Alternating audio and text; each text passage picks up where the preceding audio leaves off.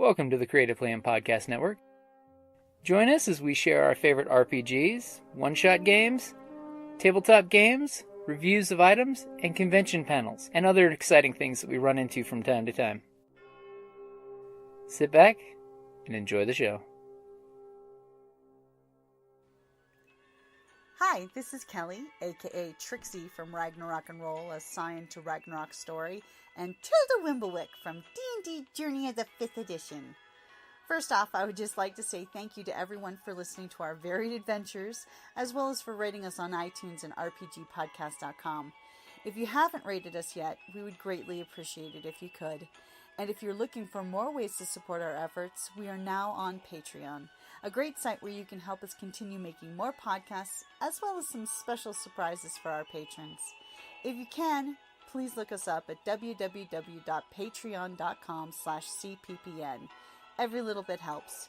And again, thank you for listening. I like to moderate in the middle. Yeah. So you can hit anywhere. That's true. What are you doing? Mr. Springer? Yes. Oh, the things with the things. The things with the things. The things with the tools. I think this is almost full on the battery, so I think it's going to be alright. Okay. I can get you the cable if you think it best. I would say always cable up. Alright, I'll cable up. Alright, Mr. Springer, I always listen to you on your advice there. Then you should be fabulous. Oh, thank you. I can do that. It's maybe what I am today. Oh. That That's happens. not a good thing. I said my OCD is maybe what I am today. Tied a little too tight. I mean, I relate to that too. Alright, and we'll just... I'll add text later. Okay, and I'll get the cable out. Would you hold that? I make you my assistant to hold all the things. See what happens when you're not on a panel? I was trying to give you breaks and not overschedule us for everything. It's nice to actually kind of sit in a panel once in a while. Yeah, no, I thought, let's try this thing where Temperance and Evie and I are not doing everything. That's crazy. Yes. Gave me opportunity to go shopping and What? Not necessarily. Look like foundation and a couple of things. Is I know, I Various almost colors. wanted So where's my ring? Oh, you know the vendor, I'm just saying. I know, she's just like, she's really good at selling. Yes. She comes up and she Where would you like this battery? takes her little brush and it Aw. was so cute. Like stash things. Yes. You have... So, Let me know. I make a great story. Up there.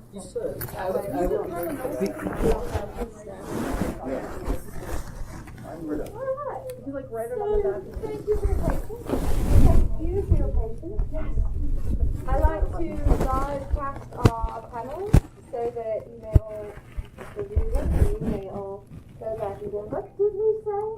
What did we talk about? Oh, that was the thing. Very exciting. Oh, you are perfect angel creature. You never do. All right. No, please, first out to compliment you and be not careful.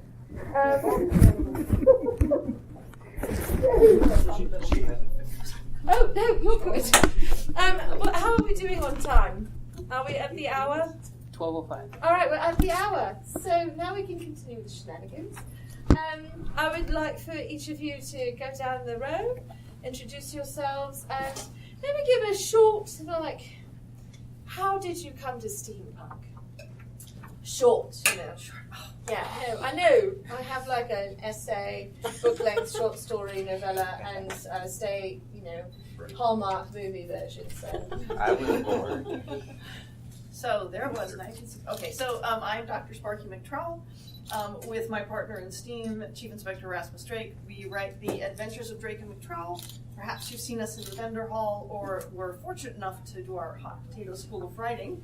so good. So many shenanigans. I came to Steampunk through Girl Genius by the Folios. Yes. And I have been involved in fact, I came to this con back when I was in high school and college in Tucson, like 40-ish years ago.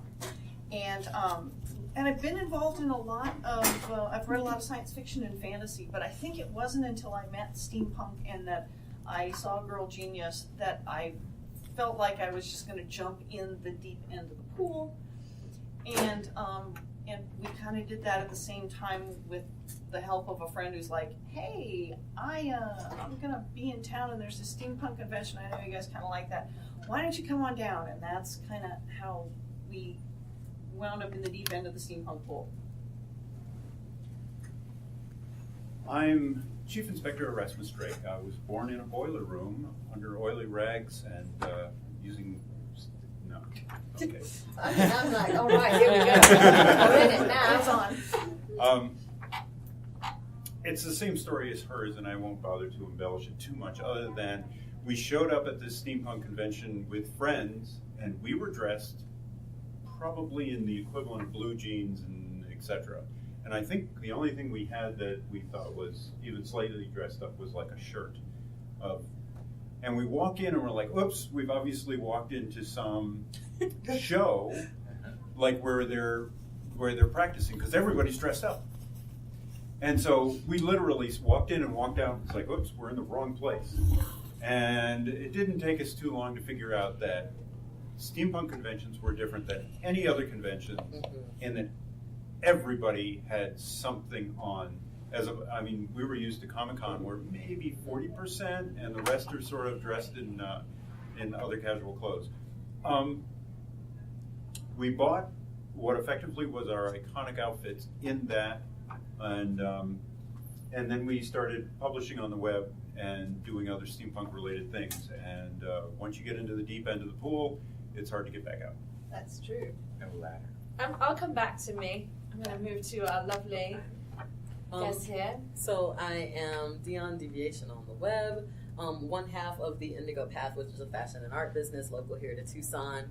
And as far as getting into steampunk, which I am not wearing today and was yesterday, as far as getting into steampunk, I think my first encounter that was not classical steampunk, I'll put it that way, was actually the movie Wild Wild West. When that movie came out, all the different, they had taken all this stuff I knew and made it steam powered, and it was so clever. And I was obsessed with it for the longest. So now I didn't see this again until I had started going to anime convention in Atlanta.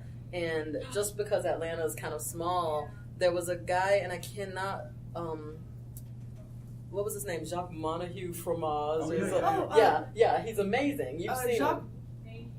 I know Fromage is at the end. Yeah. But anyway, Montague Jacques Fromage. There we go. Montague Jacques. Jacques Oh my Fromage. gosh, and he's a he delight. is just amazing. And he was at the convention and was just a spectacle. I have no other way to put it. He was amazing. And I was doing a maid cafe at the time. The both of us were in, and I actually needed a way to better focus at a maid cafe. I'm a big role player, and once I'm kind of nice in my role, I can actually do things that as my normal self would not function. That sounds really odd, but for whatever reason, when I'm in a character, I am that character for the time. So my first character became a automaton who could, do things for the maid cafe that I had trouble focusing on without having the buffer of that character. And so that's kind of how. Well, that might be both of us, actually. That might be I feel like he was the first person we met. And and so we found out about Atlanta's steampunk scene, which was, at the time, we weren't quite age appropriate for the scene. But yeah, so that was kind of the introduction there. And so I'm Gaius, Augustus. Mostly what she said. I think I loved Wild Wild West when I was a kid. I don't think I associated the word to the fashion until much later when we were going to cons. And I was healthily obsessed with Jules Verne novels for a long time when I was younger. But again, never associated that with any kind of culture or fashion because they didn't really go out and do anything. I was just, a little nerd. And so when we started doing steampunk, it was just another one of the fashions we were kind of doing. But it's also been one of the best ones for building a character and really just like being able to just go out and just have fun being a totally different person for a while. Thank you, guys. Thank you, Dion. I'm Madame Askew, and I'm Very happy to be here. Been coming to TusCon for a while now to have your history, Dr. Sparky. But I love that you came here and, when you were just a wee strip of a thing, it was very youthful. So I've been doing steampunk now for a while, and I came at it through books, through literature. I found the stories first, and I sort of gobbled them up. It used to be you get one a year, and it was like, oh, there's more steampunk in the universe. Smell it. So you like acquire it, and then about 8-9 years ago, suddenly I was like Googling, as one does, and I Googled on the Google machine, and steampunk fashion came up, and it was such a revelation. People do it. People dress like this. People make art. No, there's music too. Wait, there's a convention happening in March, and it's December. I guess I need to make clothes. So that's how I fell into the community. It was about 3 months before the first Wild West Con. And this is definitely the deep end of the pool. Oh no, I'm a lifer. I never escape. I bring everyone with me. So that's my intro. Now this is called the Steampunk Starter Kit, and it's kind of like a 101 that you may have seen at some panels, but I hope with some twists on it. Please do ask your questions as we're going through the panel, and if you have a question for a particular member of the panel, just say, I really want to ask Dr. Sparky where she got her smashing chapeau, for instance. Legit. Also, I do want to know that at some point. All right, good. So, one of my questions for our panelists today is, what was a tool that really helped you engage once you discovered it? How did you go from, woo, I found it, to, oh, I want to, do the thing, hit the costume? So is this like, I found the thing that I had to make a costume out of the whole thing? Because that happens to me all the time. I mean, that could be, you can interpret that question 100% that way, should you like. I like the open-ended questions. All right. Plus, I've had 1 cup of tea, so we're all on that ride together. Do we need to send somebody out to fetch more? Like 3 pots is where I should be at Okay. right now. 3 pots. Yes. So, actually, funnily enough, it's now officially a word, funnily enough. I should also point out that my partner in Steam here is a notorious troublemaker when it comes to my clothes. He's forever talking me into things where I'm like, no, I don't need that. This is like even in real life. And then I'm like, I don't have anything that goes with, I'm going to have to do a whole new outfit. And then he makes his face like, why are you telling me this again? Like, So we were at an outlet mall one day, and back when there was 9 West.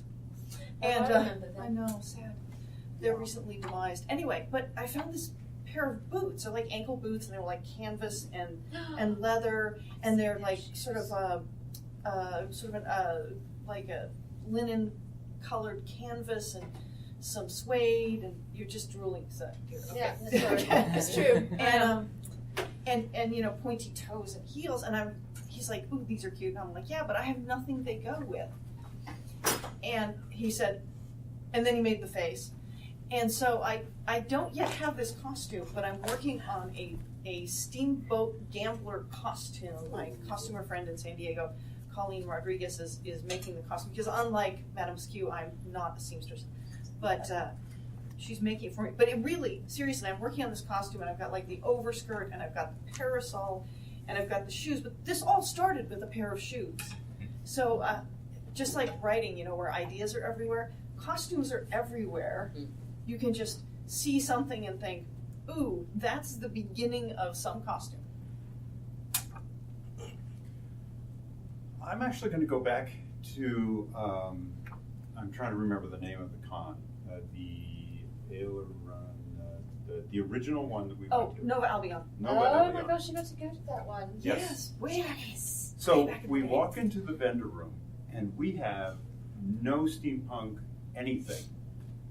And the first thing she latches onto, of course, are these great big cape coats that are made of leather. And multi-$100 worth of investment. But I said, if we're going to do this, we need to pick some kind of personality, because we can't just buy whatever looks shiny, because you'll end up with a mess. Oh, you could. And she said, I want to be an airship pilot. And I'm like, okay, but doesn't everybody want to be an airship pilot? And she goes, no, I want to be an airship pilot and a chief surgeon with medical capabilities. And I thought, that's amazing, because in real life, she doesn't even like the sight of blood. And like at the time, we weren't thinking about writing or anything. I was like, wow, that's like, here's the personality I wish I could have. And so I'm like, well, I need to think of something. And I'm walking around the room, and literally, I found a policeman's whistle. It was just one of the, $7 policeman's whistles made out of whatever junk metal that's shiny and silvery. And I said, that's it. I'll be somebody from Scotland Yard. And from that, we built our two iconic images. But for the one thing, the one tipping point, it was that policeman's whistle. That's fantastic. I love those details. I'm going to continue with these two wonderful humans in a moment, but I'm going to dovetail. I think an important note is that you do not have to arrive steampunk with a persona fully formed. You actually, I think you need never have a persona, but if you want one, that's fantastic. But the littlest things can set you off on the path to the persona. And my story of how I became Madame Askew is because of my friends. They're sitting in the audience right now. Hello. I run the TusCon Steampunk Society, and I have been doing so for many a year now. And I have a strict rule for myself that I should always be the first one to any event, because I am in charge. And I should be there when everyone arrives. And I want to be there at least 15 minutes in advance. But generally, I shoot for half an hour. That's my personal schedule that no one else imposes. No one else is watching for, but I am. And so originally, when I was doing this, pardon me, I was a little steampunk, and I was being seen, and I was so excited to throw some events. I was like, I'm going to get to everything on time. And I was late. It was always only like 10 minutes early. And so I'd show up. I was American in those days. And I'd show up at the events, and I'd be like, where's all this stuff? Oh my gosh, what's going on? And I'd have a hat, and my hat would be like this. I'd be like, where are the things? And my hat would get more askew. And so, this is true. You can't make this up. No, life is stranger than fiction. And so we were at this one event. I was still American. We were at this one event, character creation, and Temperance and her twin sister had watched me run around the room with my chapeau going increasingly further onto the side of my head until I'm like standing at my position and I'm like, is everything here? Where's my hat? And they go, you're so askew. You're like, you should be askew. You're like Lady Askew, Mrs. Askew, Duchess Askew. I was married at the time. Mrs. was all right. I'm single. And they were like, no, we've got it, Madame Askew. My friends made my character who I am today. And that's my story. Huzzah. That's what we should call you. Yeah, and I changed nationalities at the same time. It's remarkable. Went all askew. Everything. Askew. Knocked her over the pond. Right. So askew, I moved across time and space to different era and country. There we go. Oh, wow. So we're going to kind of like talk together, because what ends up happening is we do this kind of creepy thing where we just kind of interrupt each other. I think you have seen it really well, but yeah. So honestly, I think we might have to answer the opposite of the question. Again, I spoke on kind of being, when we discovered steampunk being like not quite age appropriate. And in Atlanta, all of the steampunks had a good 20-year lead on us. Oh. And it was just one of those, and then we actually got a little jealous because it's like, well, I don't grow a mustache, so it felt like we were like the little fake steampunk babies. And they were very much like the upper class steampunks. So they were all like gentlemen and ladies, and we were like, we are not cultured at all. So it shows in our characters when we're a little rough and tumble. So as far as finding the right looks and the right things, actually, I don't know if it counts as a tool, but for me, it's been really delving into history and looking at when the steam revolution occurred, right before industrialization, and when the Victorian era was, because now technically the steam era is bigger than the Victorian era, and then using that to say, okay, I'm not all into this. Like, I even if I tried, you would get a good laugh watching me trying to look very cultured and wear very nice clothes or walk in shoes that are taller than flat. And we couldn't do it. We would tried see, for a few years. got a little pocket watch and and we just couldn't do it. So a lot of our stuff actually went into other aspects of either cultures that were being heavily visited by Britain during heavily visited. Colonized, oppressed, and stolen. So we went into other cultures and different things that were going on to find our fabrics and our look and our thing. So I definitely. think we also started thinking along the lines of, instead of being historically accurate as far as Victorian, how can we say, okay, let's just pretend that steam power stuck. What would today be like? And we were like, fashion would have moved on from Victorian. Yeah. But it definitely wouldn't have gone where it went. So how do we kind of mix that in and make it so that we're being respectful to the steampunk idea and the steampunk, feeling, but kind of giving it our own twist based on both real histories and real places, and where we kind of feel things might have gone had things stayed steam powered, which in actuality is like very inefficient, right? Like there's very few ways to use steam power in the mass way that we use electricity and things today, which makes it way more fun to try and figure out how we can make society work fully on steam. Yeah. And so because of that, we actually tend to take a lot of our stuff from the concept of tribalization. We wouldn't have been able to have huge cities if we had stuck with steam power. Cities would have been much smaller, probably with your whole of everything you're needing. And my doctor lives here, where I buy my clothes is all here in the same town. So you kind of become little tribes versus big metropolises. So honestly, I think our biggest kind of tool to help us in steampunk has been playing with history and then visiting the writers. And I was going to say imagination. Imagination, yeah. Visiting the writers, borrowing someone else's imagination, reading what other people have already written and saying, oh, no, Octavia Butler didn't necessarily write steampunk, but Octavia Butler is one of my favorite authors for taking uncommon pieces of history and looking at, well, how would it have been different, or how can I interject something in here? And it was so, a lot of hard nerding. As we decide, it's a thing, hard nerding. The best type of nerding. I embrace that term. Yeah, hard nerding. So I'm going to take some of your points throughout our statements, invite commentary. I'm probably going to be less good at my normal questions, so I apologise. Send someone for tea. Right, bring all of it. So I do this thing, and I heard it a little bit from you too.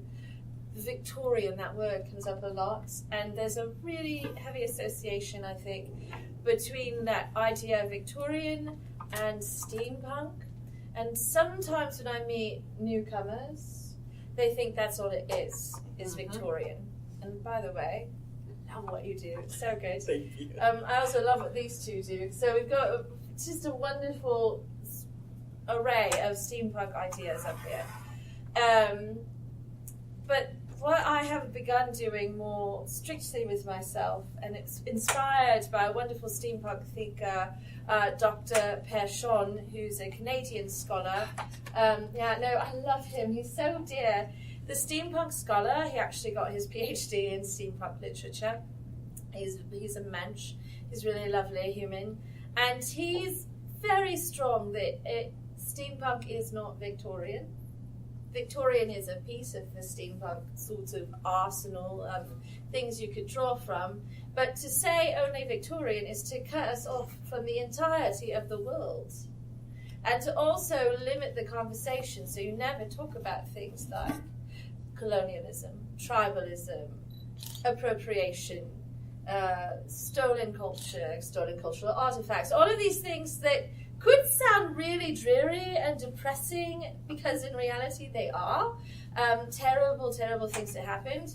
But they can also be a strength in our community from which we can draw art, inspiration, dialogue, and I think it was like Captain Lagrange or one of those delightful creatures who's like, I like to think of steampunk as the past better. We could make it better. And how can you make something better if you ignore those sorts of, nasty bits?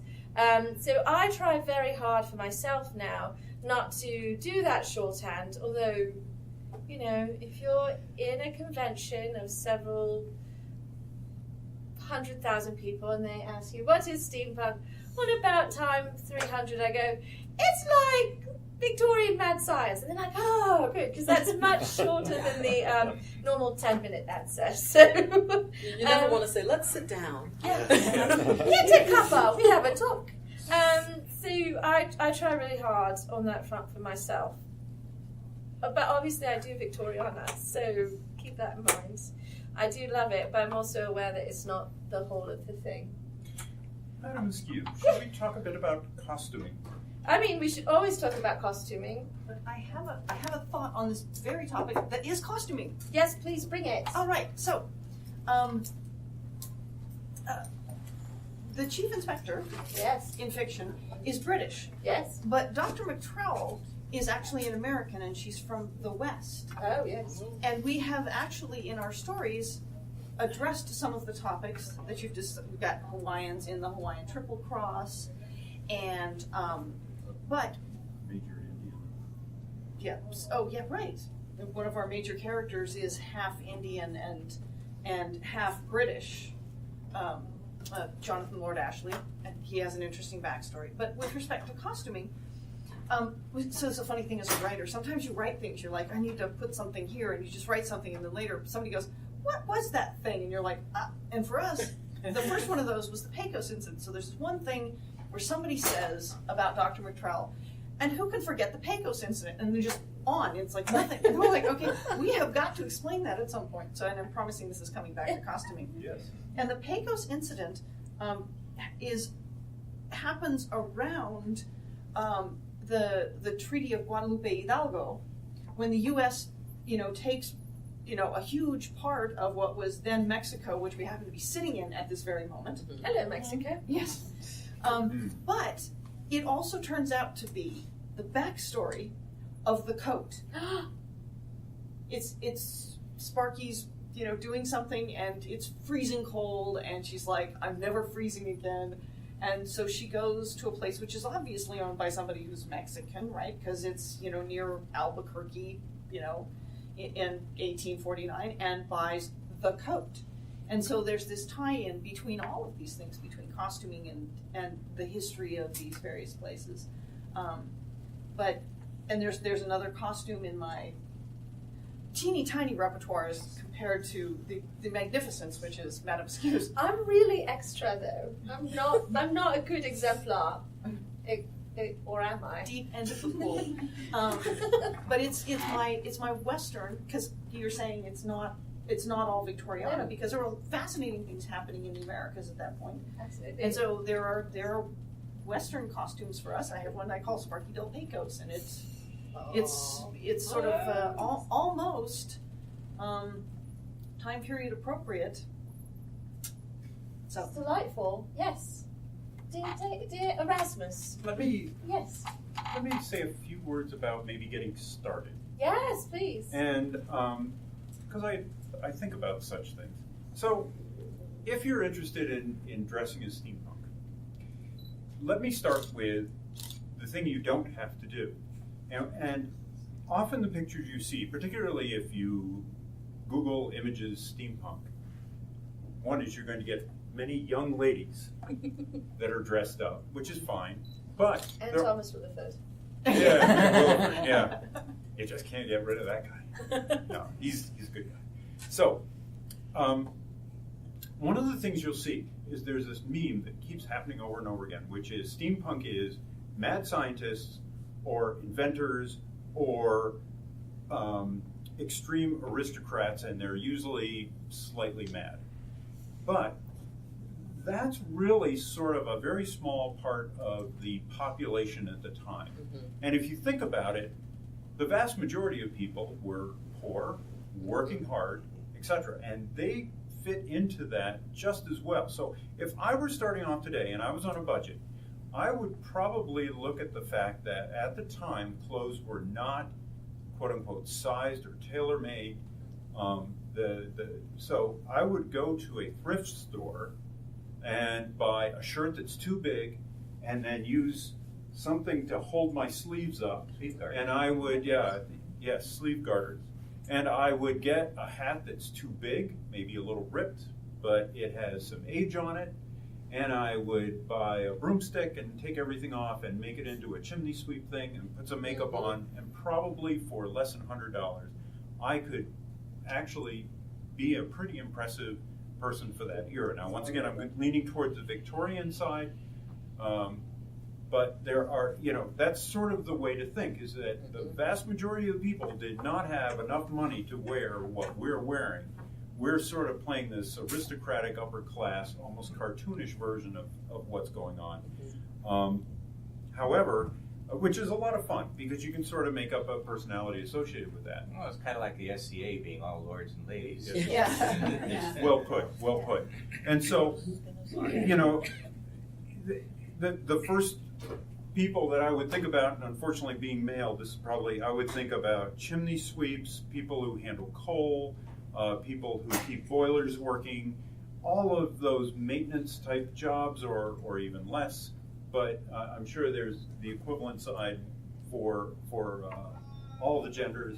So I guess what I'm saying is, if you're just starting off, literally you can get goggles, something to tie around your neck, which can actually just be a sash, a bow tie, or whatever. Scarf. And the rest can be almost anything, and a lot of it is your personality and how you present it. No, David, I really like that point, and I'd love to get some more thoughts on beginner options. I'd say you could probably get out of the door at a charity shop doing that for like $20. Okay. Totally. Yeah, especially here. Legit, if you go to Tucson Thrift, if you live here in Tucson, you go to Tucson Thrift, you can get a hat for $5, some sort of shirt-like thing that counts for, a couple bob here, and it's just very inexpensive. It's nice living not in Southern California. Things are much even our thrift store. Even our thrift Yeah. stores, yes. Yeah. Teasing you. But We're from San Diego, where there's a multiplier. yes, Yeah. 10 times. So the other thing I liked you was talking about a variety of jobs, and just like I think steampunk is not only in England and in the Victorian era, and it was all over the world. It is not only 5 jobs either. And in a world that continues to have steam, you're going to have so many things that people need to do. Some of them legal, some of them not. Some of them mundane, some of them more, exciting. And we don't have an order like the SCA where you have to work to get a title, or someone bestows your AOA on you. So you can just be like, well, I'm Lord Bubbly Squeak, and this is my tea plantation in Darjeeling. And we go, hello, Lord Bubbly Squeak, how's your tea? Sounds grand. All right. So, please. Well, and actually, so on the beginner thing, I want to add 2 things. First, as beginners, one thing I loved in steampunk again is I met this person who was pretty much like famous in steampunk society, who just opened arms to us and treated us as if we had been doing steampunk as long as he had. Respected every ridiculous choice that we had made at the time, and and that's what I love in this community is it isn't something where you have to come in and not that there's anything wrong with coming in as something and proving yourself, but I actually really like because for me, fashion cosplay it's fun. I want to have fun. I don't want to do more work. I want to, go at it and just meet somebody and say hello and they tilt their hat and I do my crazy skirt thing and we go. I think it's called a curtsy or something like that. Crazy skirt thing. And it's fun. It's a form of play and relaxation. So I actually feel like steampunk's a great fashion and cosplay style to get into because there aren't so many bars and rules. And you can do what you want. You can change it whenever you want. You don't have to start something and then continue to do it. You can add on. And I think I like to add to as well costume ideas on how to start. You do not have to be brown. You don't have to wear brown. You don't. And I'm just going to say it one more time. You don't have to wear brown. I don't know how that happened. That in the pictures they're brown. Everyone's got on brown. Brown's fine. But you actually, brown, there's nothing wrong with it, but you don't have to. And you also don't have to put gears on anything. There was a song that came out, just put some gears on it. Oh my gosh! And it's hilarious. But Gentleman Rhymer? Maybe. Was it Gentleman Rhymer or was it that fellow out of New England? English gentleman. Hold on, I get his name. Okay, I feel Professor embarrassed. Elemental? No, it was the third gentleman. Yeah. I have it on my playlist. Hold on. Oh my goodness. And that was how at the time how many things were just I found these boots. Oh, they need gears or they can't be steampunk. There really weren't gears on things. Whether you're being historically accurate or not, you don't need gears on your boots. You don't need them on your goggles. You don't need goggles. Because I do feel like some people feel very limited, no offense, Godzilla, that they have to do this or else it's not steampunk, no offense. Respect. Yes, thank you. But you really don't have to do that. A lot of our character things came out of the fact that, so kind of jokingly, lovingly to these older people who we were with at the time, we were quite young, we became apprentice-style characters. This was an age of apprenticeship. A lot of the jobs that you had. There you go. Esquire. Yeah, play a little of that. It's actually, you just have to, it has a good tune. It's catchy. Oh, hold it, Mom. Sorry. You're going to get it. But along with Old-timey we stuff. shouldn't go too far. No, yeah, it's like a long one. And there's a steampunk twist. Yeah, Futuristic. no. Right. We like that, the sort of pastiche.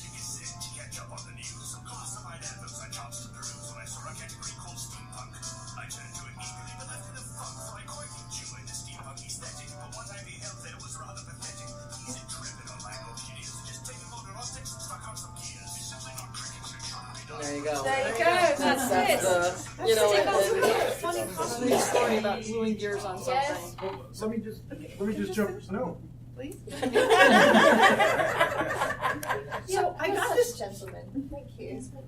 I have this costume that has this very full skirt that's silk, which is there's a long story behind that. I need way too much money for it. But beside the point, I saw a woman at an event who had these adorable shoes, kind of low heel, with these geary butterflies on the front, and I'm like, oh, that would be perfect with that skirt. So I bought those, and the first event I wore them to, I discovered to my chagrin that those little geary things on the front of the shoes are little hooky things, and they, the first 3 steps, and they're just ripping the hem out of the skirt. I'm like, oh my god, what do I do? Oh, I know. I'm sorry. I should have warned you. There should have been a trigger warning for that. And so this girlfriend of mine, who's a costumer, she's like, oh, we can fix that. And she just walks up to me, she grabs my skirt, big full skirt, it's like this, and she just goes, she takes a handful and she goes, and she stuffs it in my waistband, she goes, and she stuffs it in my waistband, she goes, there, fixed. And I'm like, okay then. And then I bought a pair of skirt lifters from some other girlfriend, so now I can wear it. But it's you gotta look at, those gear things are sharp. Yeah. Yes, So they are. just, you should test run your costumes before you wear them. That sounds like a steampunk job, skirt lifter. It was for the smallest of children. They hid under your skirts. It was a works program for destitute children in the workhouse. We lend them out to be skirt lifters. Our exact characters. Is that why Russell's got so big in the back? Yes. To hold up all the... For the children. For the children. Thank you, the children. You were going to say something. We're gonna keep doing it. Yes, we are. We're gonna riff on this all day. So, I can see the badge. Oh no, David! You've just given me ideas. Chief skirt lifter. So, I was going to say that historically, steampunk, this is in the real world, when it first started, which was in the aughts, the big thing wasn't gears. It was clocks. Yeah. And people used to wear these clocks around their neck and clocks all over the place. Flavor Flav. Both. Flavor Flav and steampunk. Yeah, and you can see that obviously has progressed, but I often wonder, well, after we get through the gears, what's the next thing? Yes. And I think it's hydraulic lifters, but Yeah. I have a question. Maybe it is next thing. I don't know. Like in Gail Carriger's books, the Parasol Protectorate, there's like vampires and werewolves and werelinuses and weremonkeys and all that. Can you be a supernatural being as well? So actually, can I? So I haven't talked about my character at all, mostly because it's kind of like aside, yeah, from the point. But so my character has evolved from this maid cafe that we did, and he's actually from a world of magic. He was a magician apprentice, and then he, through a series of unfortunate events, ends up trapped in this inter-reality web, and he's trying to escape. And the main world, like the hub world that and the first world that he and Replica end up in, is a steampunk world. And so he has to kind of unravel some puzzles there, but it's very much this idea that, he comes to this world and he's like, what the hell is going on? Things run on Steam. And he's really angry throughout the first major part of the story, because he's like, this is totally inefficient. Like, I can come up with 100 ways to do better, even with the technology they have. But he has to make it work, because he has to fit in. So I feel like you can very much integrate the two. It doesn't have to be like they come from a different world, but I think that in its essence, steampunk is about the technology and the culture and the kind of society, and it's perfectly natural to then add fantastical elements to that, because it doesn't exclude that from just thinking about the history and the society and the culture. So I think it's a very natural thing, especially those of us who love fantasy, to add those fantastical elements in. Absolutely. And right on. And I know a lot of costumers and people who say, I can steampunk that. And so, particularly if you go to Comic-Con in San Diego, you'll see a lot of mashups of steampunk and something else. So, particularly steampunked superheroes are very popular at Comic-Con, and some of the costumes are really amazing. So yeah, I mean, I can steampunk that, right? So there's an awful lot of that. Classic, yeah. Yeah. So, and I also think it's so grand to add supernatural elements, because if you're coming from that 19th century sort of inspiration source, they were obsessed, historically, obsessed with the supernatural, the spiritualism, I mean, like the vampire tales coming out in the 19th century, like Varney and Dracula. And so they were themselves obsessed. So why not play on that? Well, you were obsessed with it because it was real. Yeah. Going back to the steampunk scholar, one of the things he said is steampunk you can think of as an art form in which to pour something else. So, and your art then fills that up. And you can pour in magic and other things, but have the aesthetic, much in the same sense that you can make something Art Deco or Art Nouveau or modern. They're still houses, but they just have a different skin. One of the things that he pointed out in the traditional sense that steampunk came out of literature, and you can sort of think of the Jules Verne, or etc. But one of the things he said is that there is almost always some kind of, and what we would in the modern world call magic, but what they called science. There's usually some green goop, or there's some kind of ether, or there's something that's really not quite, that allows you to use a steam boiler in an airship, It actually flies. or that you could travel so fast that you needed goggles or your eyeballs would just dry out. Whatever that was, and though I know I'm kind of making the leap from sort of magical extra science concept over to the kind of other types of worlds, but all of those things can be poured in, and like you said, you can think of it as a mashup, but really it's a skin that you're putting on things. Totally. I like that. Yeah, Dr. Perchon is very much like, it is an aesthetic, and I love that idea. It's been sort of a revelation to me. Also, obviously, I recommend him to all of you. He's a lovely character. He has a website, and he's really And his active book on is Twitter. just out. Yeah, no, it came out. He debuted it yesterday, didn't he? Yep, Steampunk FAQ. FAQ. Yep. Yeah. Just out. We ordered it on the interwebs. Last night. So that's going to definitely be a good read, by the way. So I'm sure there was a question in there somewhere or something. We had time for a couple of Yeah. pragmatic logistic I think suggestions. if everyone went down the row and offered like a favourite piece of advice or pragmatic sort of thing, that would be good. Would Okay. you like to start, Sparky, because it's your idea? Okay, so in real life, I'm a computer scientist, and I might be a little bit obsessive compulsive, and so I have no joke.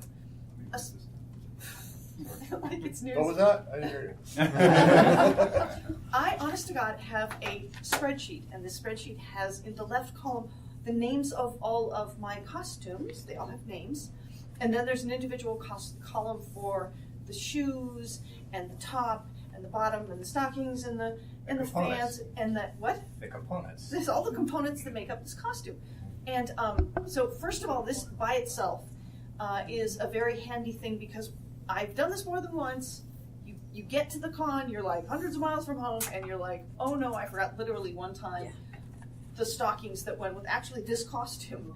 And I had to rush around, and it was in this little nowhere town in Northern California to find something I could wear. So first of all, that's very handy, so you don't forget any of the bits of your costume. But the other thing I will tell you, and I suspect this applies to women or people who cosplay as women more than it does to men, which is that not all of the bits of your costume are as comfortable as the other ones. And so I actually have this spreadsheet marked where some of the cells are marked in red, which means, hey, this bit's not very comfy. Remember that. Like, these shoes aren't very comfy, so if you're going to be walking, don't do that.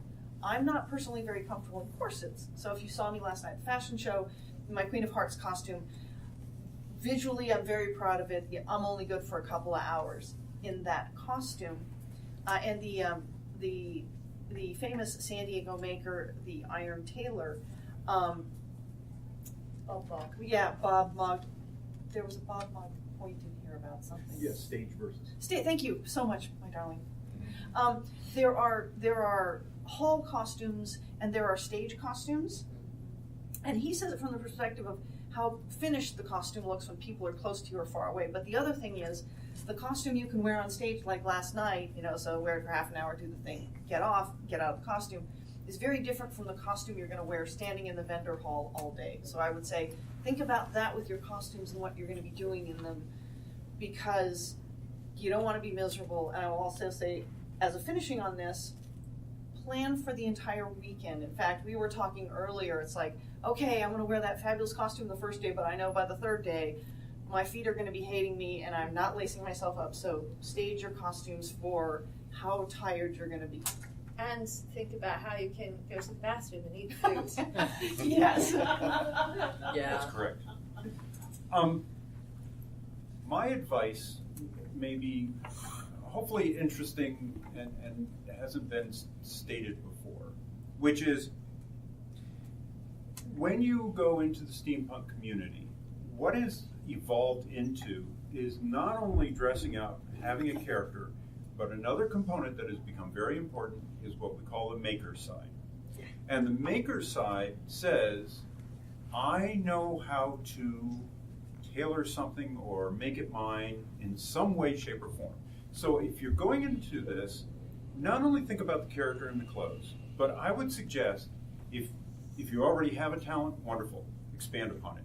But if you don't, learn to sew on a button, learn how to work with epoxy glue, or learn something and become the king or queen of doing that. So that when you meet somebody in the steampunk community, after you explain your character and you go, oh, that's wonderful, then you can also say, look, I sewed this button on, or I made these buttons, or I did this hat myself.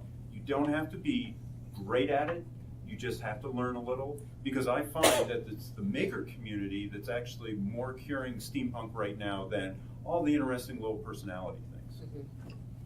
So I have a lot of responses. I'm going to throw in really quick, and then also my personal advice. I think that if you're a steampunk, you are a maker. You're either making a community, you're making stories, you're making art and costume, you're making something. And here in Tucson, if you want to learn to make something, we do workshops for free, like 8-9 months out of the year, every month, and it's free. You come, we'll teach you how to do things. And every steampunk I know loves to teach something, and they definitely love to talk about the thing. So, oh, tell me about those buttons you sewed on. Let me give you the history. So my favorite advice for getting going in steampunk, especially on the costuming front and the character front, is marry them. Have your costume tell a story. The elements of your costume when you're shopping, you said it earlier, if you're not careful you'll end up with like chaos. I am chaos, that's fine with me, but if you have a plan and a character, or at least a character and theme for a particular costume, and you make everything with an eye towards how does this develop my character, what statement does it make about my background, my employment, my age, my likes, my favorite color, you know, how often I have access to clean water, if I'm dying from cyanide poisoning. You know, it's the 19th century. It's a lot of death. It's grungy. Yeah, it's grunging. Nothing's really that shiny for long. So just finding those elements and including some story bits. I mean, all of my costumes relate to some aspect of my character and personality. They have a lot of story that's real and a lot of made-up story. So I find that really helps.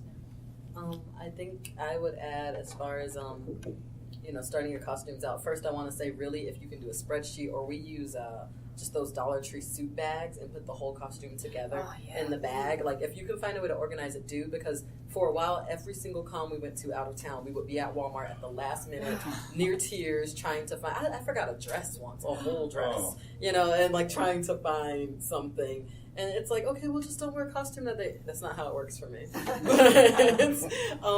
So yeah, try to get organized, and also really find your thing.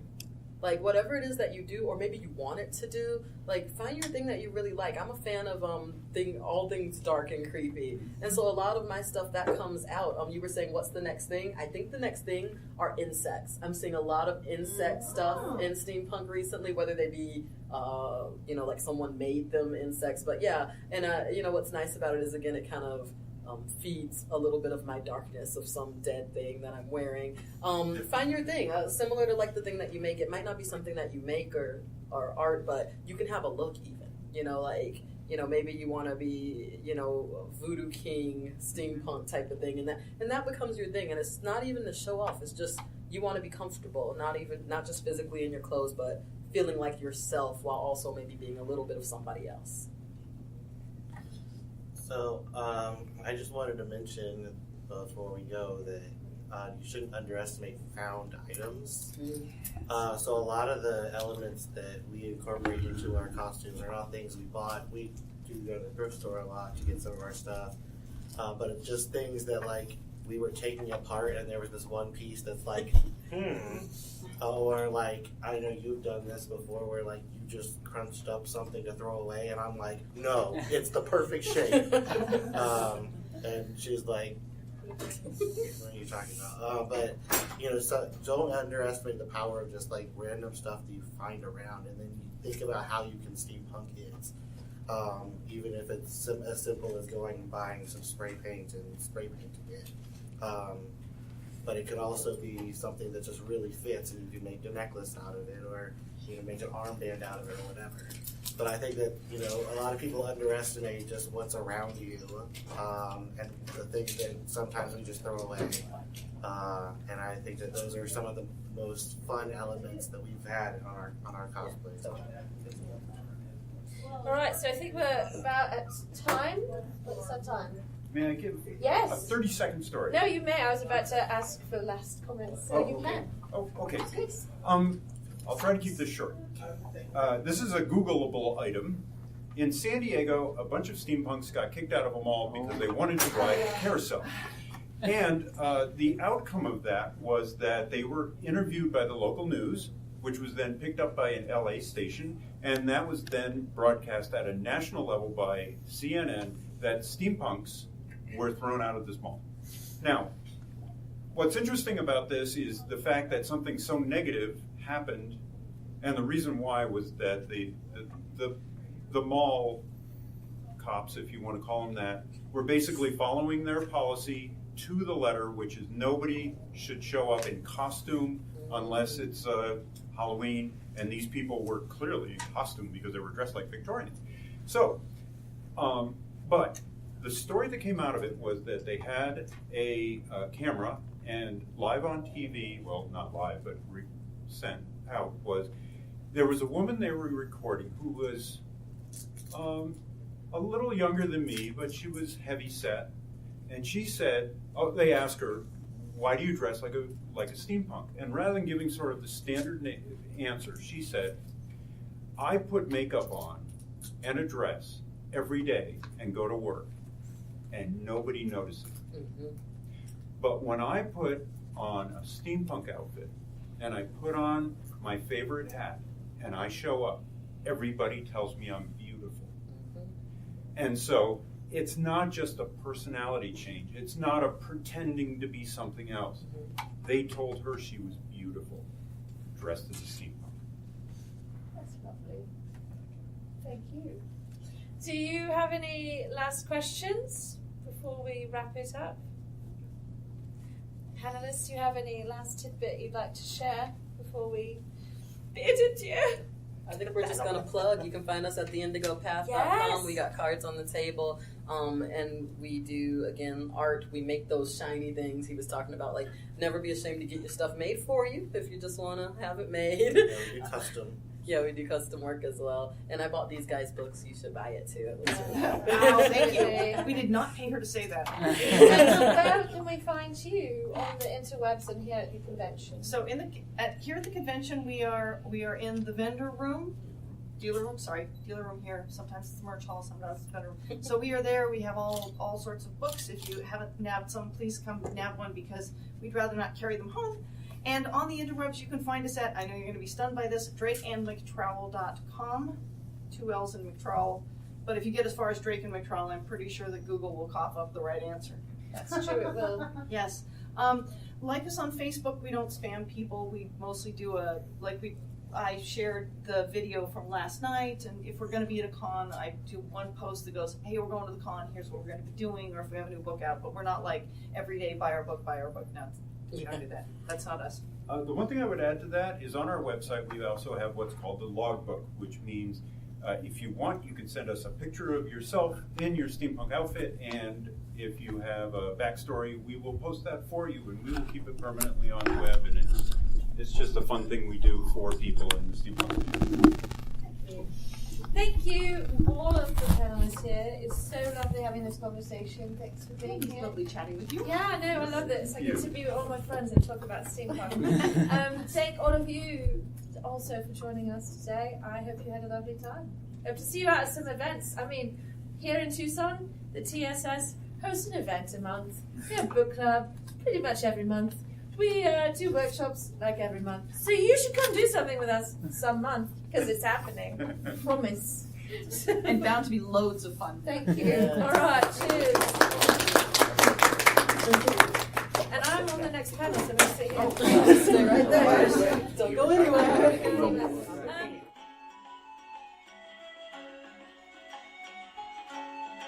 Thank you for listening to the Creative Play and Podcast Network. And feel free to enjoy our other shows, such as D&D Journey of the 5th Edition, and Scion Ragnarok and Roll, a Scion hero to Ragnarok story. Thank you for listening.